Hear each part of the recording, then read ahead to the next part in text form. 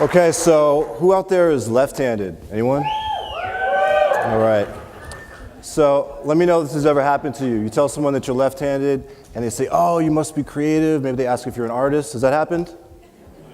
Okay, a couple times. So this meme of left-handed creativity is actually fairly new. Historically, we were seen as somehow primitive, backwards, defective, underdeveloped mutants. And if we did show intelligence, we were slandered as being sinister and in some cases even sexually deviant.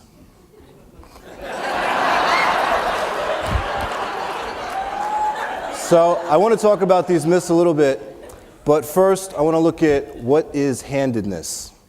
So handedness is really just a tendency. No one's set one way or the other.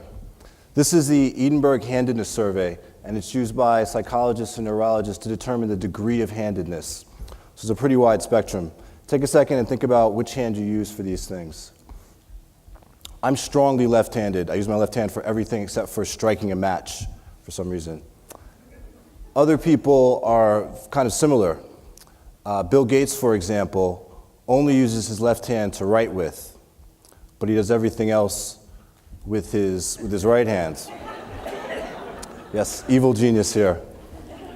Jimi Hendrix is the same way. He used his right hand for everything except for playing the guitar. He actually had to hide the fact from his father, who thought that it was a sign of satanic influence, which was unfortunately a pretty common view. Schools forcibly converted Southpaws to write with their good hand, and it was said that Catholic schools could be especially strict. This anti-left bias is embedded in our language and our culture. The technical term for left-handed is sinistral, which comes from the Latin for sinister. We've also got idioms like 2 left feet versus right-hand man and out in left field, things like that. Some Islamic cultures also reserve the right hand for eating and the left hand for cleaning up afterwards. I'm not talking about dishes here. So why all the hate? One theory, called the body specificity hypothesis, says that people with different bodies will think in systematically different ways. Experiments show that people will routinely identify items on their dominant side as being good and those on the other side as being bad. So this caused the bias to be embedded in our culture. But the myth changed a little bit with the rise of brain science. We learned that the right side of the brain, the right hemisphere, which controls the left side of the body, is the home of the intuitive, artistic, and nonverbal faculties. Now, since the right hemisphere is the dominant one, Southpaws must be more creative, right?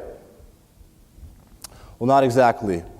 The language centers of the brain are also split according to hemisphere, but the majority of both right and left-handed people use the same hemisphere, the left one. About 20% of Southpaws use the right hemisphere, and another 20% use both hemispheres. So I suspect that if there is something to this creativity myth, it might have something to do with these people that can use both hemispheres easily. Now, as I said before, handedness is just a tendency. We can all access both hemispheres. We just have to make the choice to do so. So I'm going to give you a couple techniques to do that. Okay? All right, technique number 1.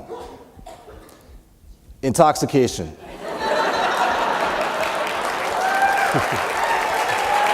right. I see some of you have tried this before. All right.